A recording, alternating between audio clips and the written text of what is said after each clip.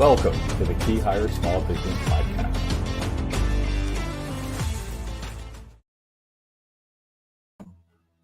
Welcome.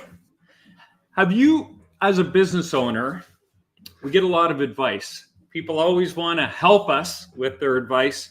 Some of the best advice I ever got was don't take advice from people who aren't willing to invest in the advice they give you. And that's always been a good standard for me. But today, we have a real treat. We're going to learn how to filter the best advice. Our guest, Benjamin Friedman, is with us. Some interesting points about Benjamin here. He's been doing business in operations and finance with various startups over decades. He wrote a 500-page book, and it's really cool. It's divided into different modules across the business, operation, administration, of how to grow your company. And he runs anything that will help you grow quickly and efficiently. Before we meet Benjamin, let's get into this. Welcome to the Keyhire Small Business Podcast, where we cover issues that help owners scale their small business. I'm Corey Harlock, creator of keyhire.solutions, where we like to help Texas small business grow with our talent, and I'll be your host today. So without further ado, let's bring Benjamin onto the show. Hi, Corey. How's it going? Welcome. How are you? I'm doing well. How about yourself? We're doing good, man. Thanks for being with us. So we're going to talk about advice, and I'm sure, and everyone likes to give advice, right? Yes, certainly. And as you mentioned in the intro, any business owner is going to hear a ton of advice, both solicited and often unsolicited.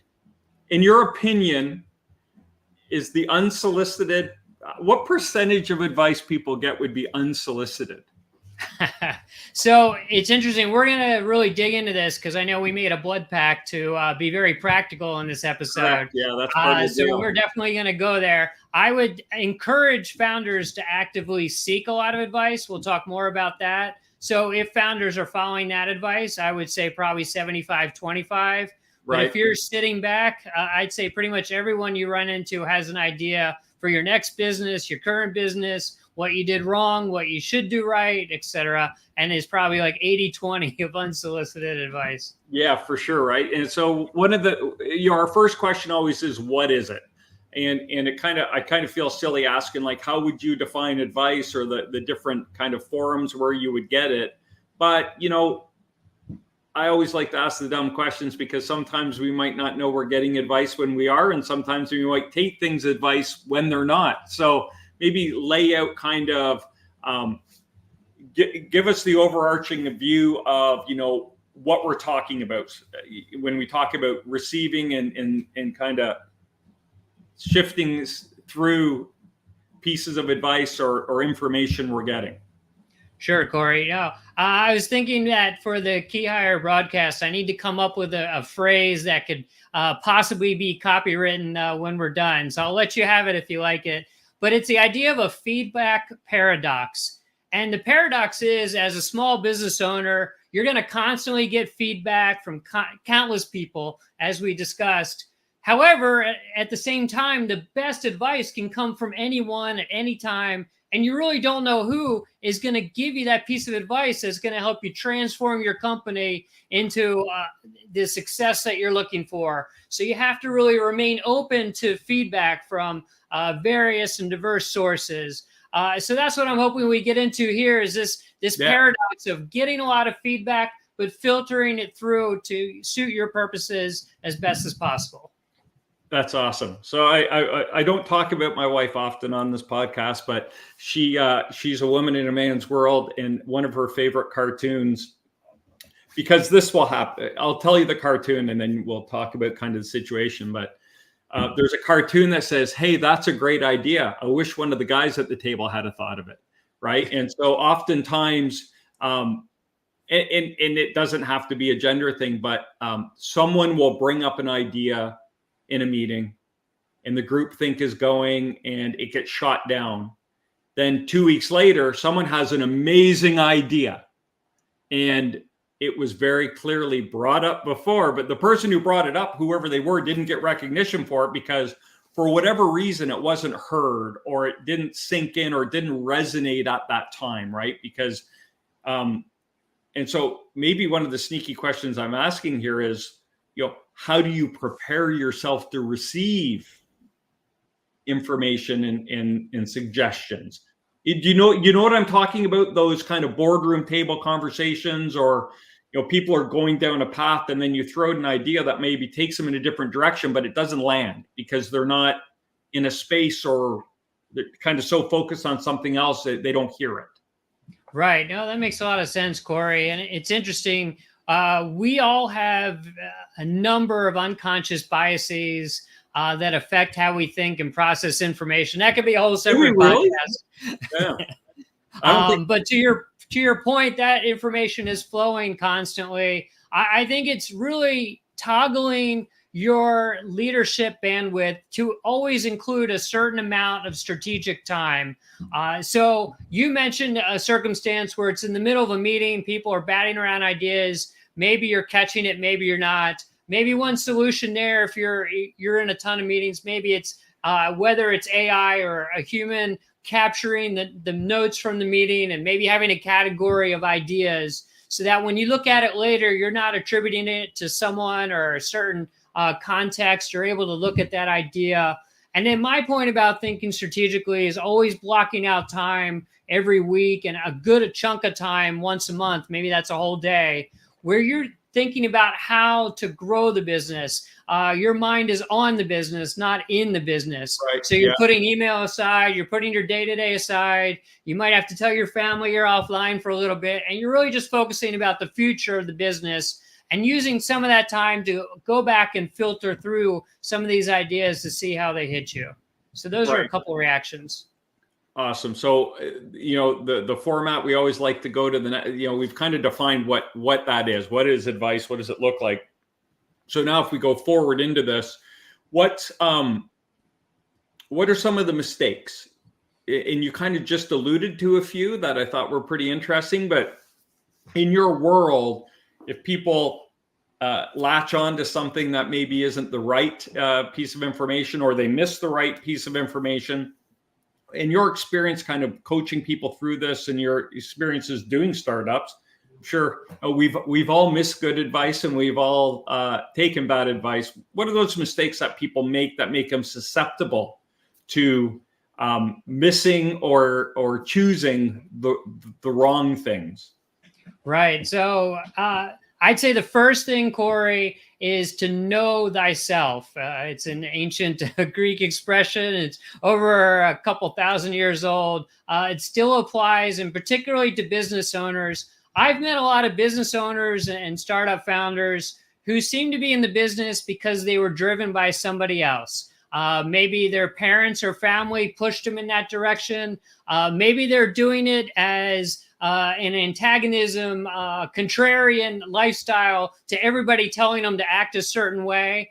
But it's this external focus. And so I talk to business owners about really thinking about what's important to you and what direction you want to head as the basis for making any decisions. And most importantly, in this context, it's being able to take in various ideas and put them in context.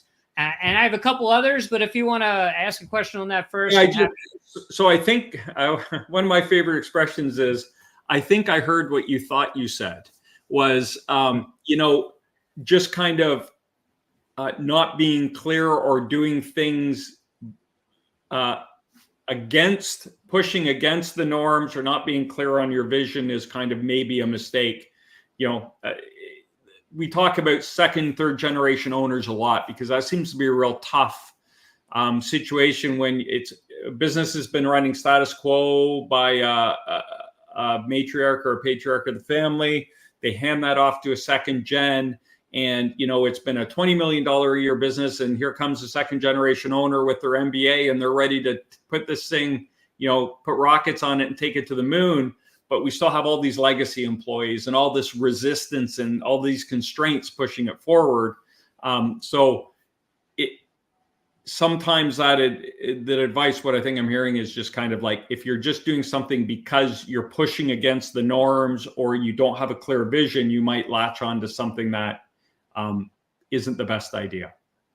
That's right. You want to be consistent with your vision and your values. in any decisions, and if you're not clear on those. And so to use your case, there's a second generation who really wants to take the business in a fuller direction to exponentially grow it, say. There are also probably second generation, third generation owners who very much are in the business because they've been told since they were born that they be in the business. And so I think this advice applies to them as well. Awesome. Make sure that you want to be in the business, because otherwise you'll be chasing false metrics. And instead of like really being in there to grow the business because it's important to you, because you're struggling and you're always thinking about how to do better, how to solve problems, whatever really drives you. Instead, you'll be doing it because you feel like you should be doing it. And these shoulds are very onerous. Okay, what else you got, Benjamin? Yeah, so I think it's really making sure that you're getting a lot of feedback, but you're also balancing that with a number and a period of solicitations. So we talked jokingly at the beginning about people coming up to us with all sorts of ideas, but there are going to be instances where you're ready to change the company, you're ready to try out a new idea, a new product line, a new service offering, and you do want to get feedback from your team, from customers, from people you respect, people you trust, but you also want to make sure you limit that. And so you might say, okay, for the next 2 weeks, I'll be soliciting feedback. But after that, even if there's 100 more people I could ask, I have to stop, because the worst decision would be to not decide, to just keep staying in that feedback mode. So in addition to that, what we do at Keyhire is when we include people in the process is we say, you always got to include your best people. Don't include poor performers or underachievers in a hiring decision, because as you mentioned, their motivation might be a little different than the top performers, right? If you're going to bring in a leader who's going to hold people accountable and you put a poor performer in front of them and they think, oh, this person could make my life miserable, they're going to approach this. Their feedback will be a lot different than the high performer who thinks this person's going to get the best out of me. And so I'm curious to know if so for fun, let's use a manufacturing facility and they've rigged up a prototype of a new product. Would you include everyone in that, or how would you select the people that you want feedback from, or would you just get it from everyone? How would you look at that? So I would look at a cross section of the company. So in that instance, let's say there's already an established customer base. There are long-standing customers. Maybe there are key customers. Certainly they're part of the discussion. If you have suppliers or vendors who are important to the business, I would like to ask them for their feedback, because on the one hand, they know the business, but on the other hand, they don't have an emotional vesting in the outcome. And then finally, yes, I would ask a cross section of the team. So a certain number of managers, directors, and also people on the line, because they're going to be thinking about this proposition from different angles. And that's what you want. You don't want to create something that is great in theory, but is going to be stuck in the machines, if you will. And so maybe somebody on the line will say, oh, that's a great idea, but we can't do it. And here's why. And then, maybe it's insurmountable, maybe not, but you'll be really glad you got their feedback. So I can hear some of my clients, past and present, in my brain saying, Corey, I don't have time to do all that stuff. So how big is this process, right? And I always like to kind of put parameters on things so people can go, oh, that's not so bad. Maybe I should be doing that. Right. So I would always build a process that is proportional to the change you're making. So for example, if you're a manufacturing company and you are making widget A and now you're going to start making widget B, and you see that as the future of the entire company, I would have a very long and thoughtful process, still very time defined, but maybe it's a matter of a couple months or even 3 months. Right. If it's some smaller change, a key hire, to your point earlier, a tweak in the process, rolling out a new product, I would keep that to be a much shorter timeline, maybe 2 to 3 weeks, for example. So if it's an add-on product that might be 10, 15% of your business, then that would be but if you're looking to transition your entire business, that would be different. That would be more in-depth. That's right. That's right. And I know we're trying to be very concise and fast moving in this discussion, but when I'm talking to small business owners, I really want them to understand the payoff for making a small investment of time now versus a lot of time down the road. If we don't think through the repercussions, we could spend months and a ton of money recovering from mistakes made. And so I'll put that trade-off in front of them readily. And I love that. And that's our whole philosophy here too. Like if we do the work up front, then we're maximizing the probability of success down the road, and valuing your time and minimizing the time investment to get things right. And so I agree with that. Kind of putting the work up front is always seems like a hard thing to do, but when you define it and follow it, you always look back thinking, man, I'm glad I did that. I'm glad we invested the time in the beginning, because we rolled it out, whatever we're doing. We're rolling out this feedback process. We were able to think through and include some things that really helped us get a hold of what we're trying to do. Right. Totally agree. And was there anything else on the mistakes made side of things, Benjamin? Yeah, so I think there's one more to consider. It's the analysis paralysis. I think there's a spectrum between people who act without thinking and people who think without acting.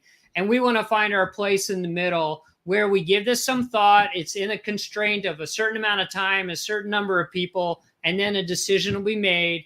And I talk to small business owners a lot about a growth mindset, so that we're out there. Eventually, we're going to have to take action. Sometimes we'll have to take a lot of actions depending on the business. We're in the business of learning and improving. We're not in the business of perfection. I don't know anybody out there who's perfect. Maybe you've run into him, Corey, but I certainly have not. So, I tell you, he's not on this podcast. That's for sure. People, I'm not talking about you. No, I agree. I thought you were. No, no, I think so. The important thing is we have to learn from everything we're doing. And if we take the mindset of we're here to grow and to keep getting better, then we're going to say, let's put a little bit of thought into this, again, proportional to the impact of the decision. And then we're going to move forward and we're going to calibrate what we're learning. And we're going to use metrics. We're going to use other types of feedback besides, people talking to us. And we're going to see, is this exactly the direction we want to be going? But it all starts with making that decision after a little bit of thought. So I have two comments / questions. So number one is, I know there's also a category of people that do the analysis paralysis, then make a decision, but then assume everyone else has been a part of that analysis paralysis. So they've already in their mind decided to go, where people around them think they're still in the brainstorming world. Have you ever come across that? Very much. And this really touches on the importance of communication, probably in everything we do, certainly in what you're doing, what I'm doing. Communication is critical. And if you are running this project or you're one of the key stakeholders in this project, you really want to be clear about communicating from the outset, your goal, what you're trying to accomplish, who's going to be involved, how long the decision is going to take. You may want to give an update or two in the middle, depending on how long the process is. And then at the quote unquote end of the process, you want to come back to people and say, this is what was done and this was what was decided. And the reason I put that in quotes, the word end, is because there should be a cycle of feedback where people are constantly coming to you and saying, oh, this is working the way I wanted, or more likely, people will come to you and say, this is not working the way I wanted. And maybe they have an idea to improve it, or maybe they have a concern that nobody thought of before, but it is this cycle. And finally, if you're communicating that we're all working together, trying to learn, trying to grow, try to improve, and so come to me with that feedback, good or bad, that's going to perpetuate people coming up with new ideas and other ways to grow the company. So you're setting a high standard here, but that's really going to pay dividends off for the company down the road. Okay, that's cool. Now, here's the second question I had, or comment. We're talking about manufacturing. So a client comes and says, hey, could you make me this? It's maybe a variation of what you do. Maybe it's a smaller, cheaper, less profit margin of what you do. And so you make it for them. And they say, man, that was great. You should really get into the business of making these. And it's almost a diversion from what you're doing. It's a distraction. But because we just got a quick win, we think, oh, let's do this. This is amazing. And then so you throw some energy into it, and then you realize, no, that was the only person who wanted it, and they don't need any more. And now we have all this extra stuff. Have you ever come across something like that? And what kind of how do you filter through that or not make that mistake? Yeah, so this is a great example, Corey. I think this really gets into the ideal opportunity to experiment. So you were creating this widget for the client. Presumably, they paid you for it. Yeah, so, of course, yeah, they paid you the first time, yeah. Yeah, so in that case, this is great because now they're paying for your experiment, and they say, "Oh, I love this." Okay, well, perfect. You can now take that widget to your other customers and say, hey, I want to provide this to you for free, or here's one, I'm not going to give it for the whole company, but here's one to try out, or come over, or I'll come over to your office, I'll show it to you, etc. You're doing this in ways where you're not really risking a lot, but you're soliciting feedback. Now, in your scenario, it didn't work out, and that's fine. You spent a little bit of time, but you've already built this. Most of the costs were already covered, and the experiment was worth it because you found out it didn't work out for anyone else, but it did for this client, and they already paid for it. In other cases, you might be the next Slack. They started off as a small gaming company that was destined to fail as a gaming company, but they had this really cool internal communication system, and somebody said, hey, you know what we have here? This is the best thing we have going right now, is this way to communicate with each other. We should market that. Right. And now we've all heard of Slack. Yeah. Amazon starting as a bookstore, didn't conceive of AWS at the time. There it is. Google never thought they'd be a search engine primarily, but that's how they made a ton of money. So these experiments are really healthy for a small business. So I think that's a great example. And in that case, it didn't work, but it's definitely worth a small investment of time and money to run those experiments, because that could be your next exponential growth pattern. Yeah. Now, what about the other side of that? Because I know sometimes as business owners, we get a quick win and we get addicted to the quick win, right? Like we had someone on the podcast a while back. I think it was Jeff Koziak, but we're talking about doing these quick and dirty little easy sell introductions to get your foot in the door that cost very little, and they're almost like a lost leader. And Matt, who was that? It wasn't Jeff. Was it Craig? Anyway, throw them in the chat once you figure out who we're talking about, because I don't want to mislabel them. But the question I had was, that's great, but what if you get addicted to these easy wins? Because selling the big ticket item is hard, right? Going to market, if you've been grinding on your initial widget, and like sales is slow and hard, and then you get this new shiny thing going on that people are asking you for. It's hard. It's easy to get focused over there, like, oh, this is the next big thing because they're asking us. I don't even have to sell it, right? And then we lose our focus, and we get addicted to that quick win. Is that? I don't know what I'm trying to say, but it feels like it's a mistake, and I'm just wondering if it's something you've encountered and had to kind of back anyone off. So yes, definitely. The hallmark of a successful business owner includes being able to innovate and being able to accept a high level of risk. And so in your scenario, there's all these ideas coming.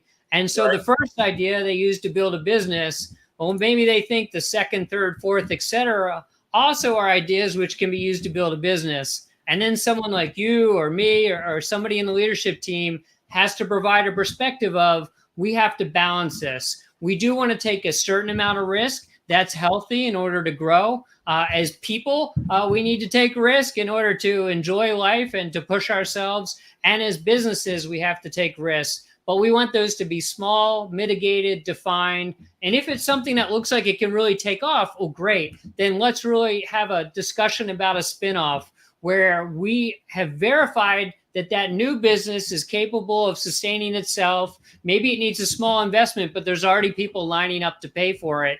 Okay, great. That needs to be a calculated separate business, but you don't want it to confuse your existing business. And that's a tough conversation. Well, I think we've even seen major, large companies that got caught drinking their own Kool-Aid, and then they tank, right? Because they take their eye off their primary offering, the one that people genuinely want, and they just get too excited about what they got going on. I mean, I'll go way back, but you remember the new Coke? Yes. Like they just abandoned the old recipe, and they found out, man, people really like that old recipe, and it feels like they didn't do the research. They didn't know what they were doing. It's interesting. I heard a little bit about that, where they brought in a bunch of strong advocates. So these were people who already loved Coke. And I think their target market audience was so excited at the idea of a new product that they misrepresented the entire market.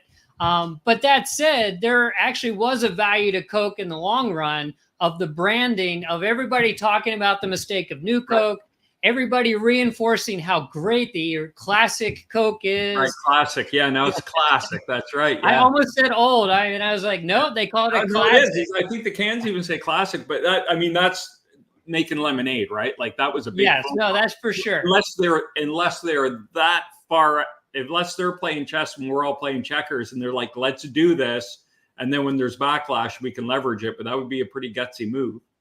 I think they were selling tickets to the checkers match. Yeah, potentially. Yeah, I agree. All right. So we kind of, that's been awesome. Like we've outlined a couple of really interesting scenarios that I know some of them I've been through. I've watched all my clients go through them. Some of them you've had as well. So we're going to get your information up on the board here in a minute, Benjamin, but let's talk about if you're sitting with a business owner and you could give them 1, 2, 3 tips that they could take back to their business today to start making or filtering out information to make better decisions, what would you tell them to do?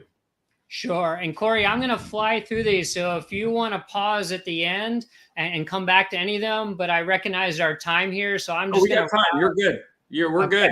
Yeah. All right. So the first is, we talked at the beginning about getting a lot of feedback unsolicited. Well, now I want to turn that around and say constructive feedback is critical to growth. So you do want to go out and get feedback from the people who really matter to the success of your business.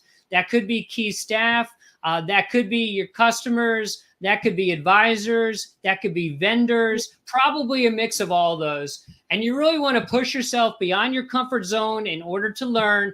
I would suggest that you start with one person a day. You approach them with the following. First, you say, I have used feedback in order to improve this way. And now I'm really hoping that you give me feedback, because that is table stakes for you saying, hey, I actually take in the feedback and I do something with it. I'm not just making small talk.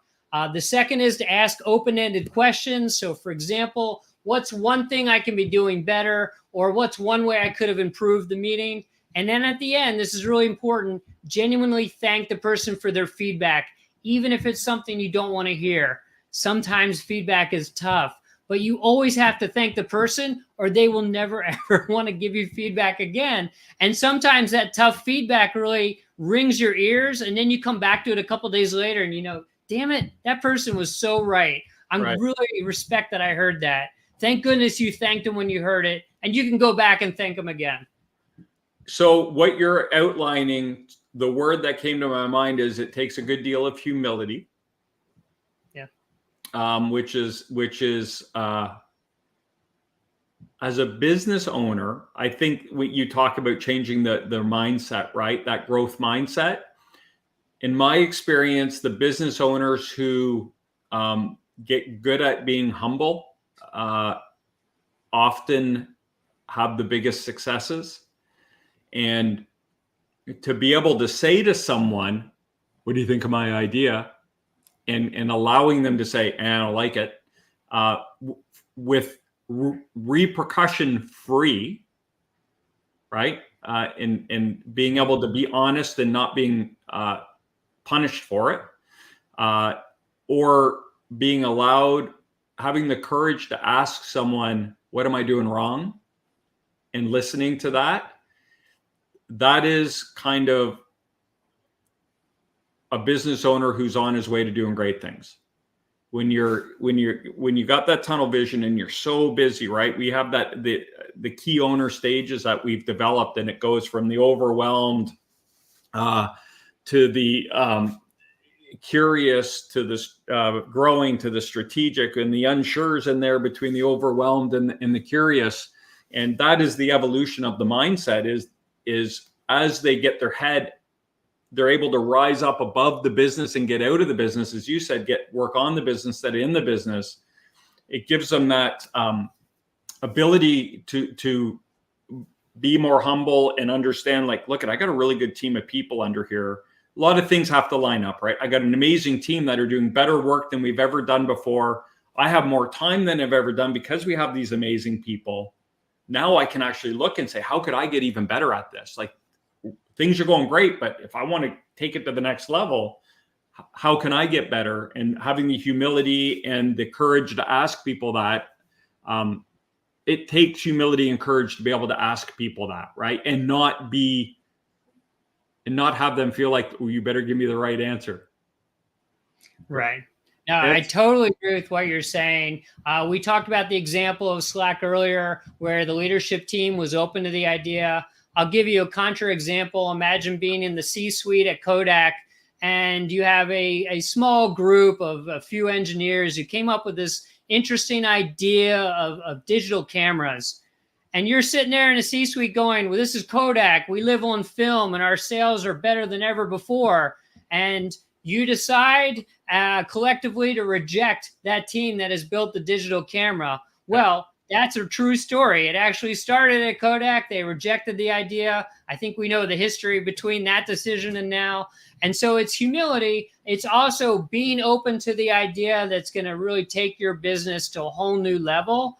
And so I think if humility is possible, I strongly encourage it. If you tend to be more of the mind than of the heart, then use your mind to say there are going to be some amazing opportunities that are going to start with other people having the idea that catalyzes your business. Yeah, that's well said. Thank you. That's perfect. Oh, great. Great. Any other advice? Yeah. So Adam Grant started with this idea. He's an organizational psychologist who's worked with a lot of companies, and he talked about a challenge network.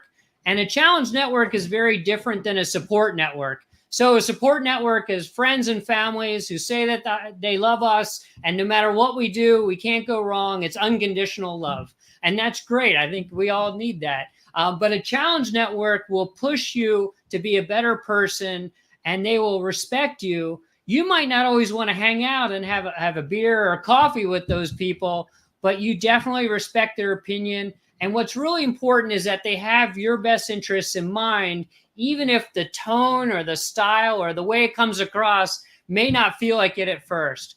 And so you want to think about who can be in your challenge network. Maybe it's 3 to 5 people. And the way I would order this is I would start with a specific challenge or obstacle in your business. I would go to people who can push you. I would think about people, maybe they're a couple of years down the path where you'd like to be, or maybe they have a perspective that you value from a customer you'd like to have in 5 years, or somebody you'd like on your team as a C-suite in 5 years. You want to make sure that that person is really listening to you and pushing you. Think of it, the difference between a coach and a drill sergeant.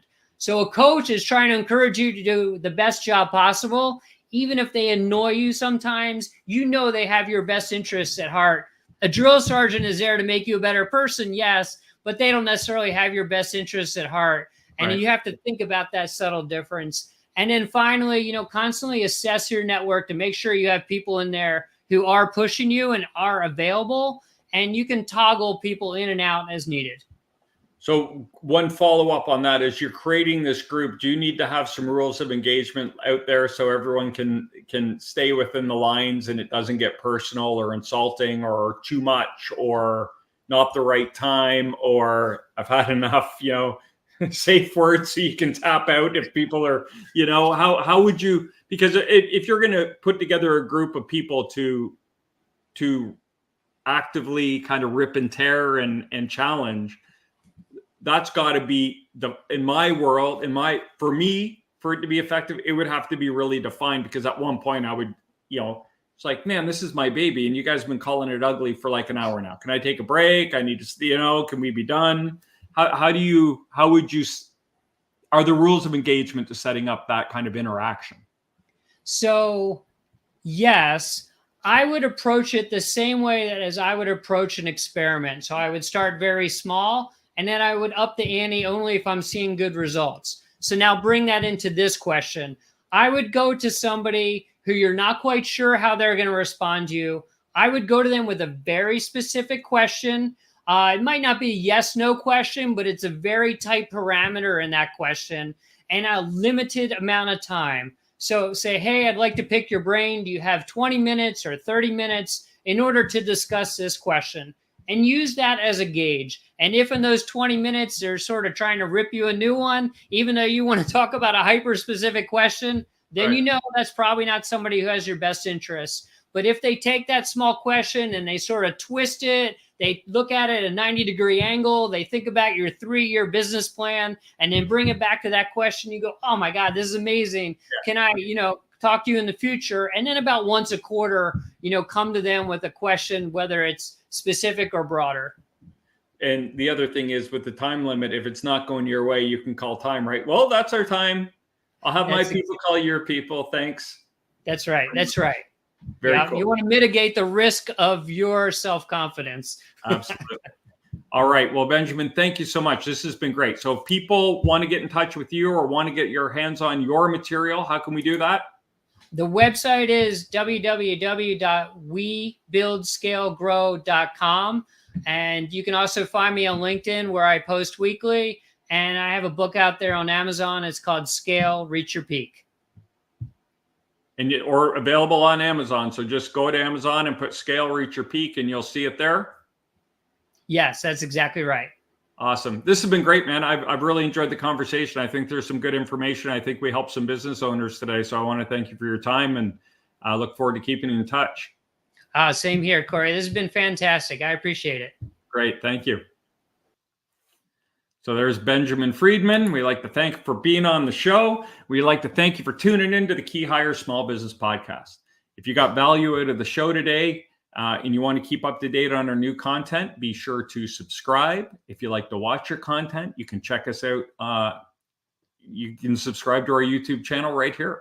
If you prefer to listen to your podcast, you can find us on Apple, Spotify, wherever you get your podcast, whatever platform that is.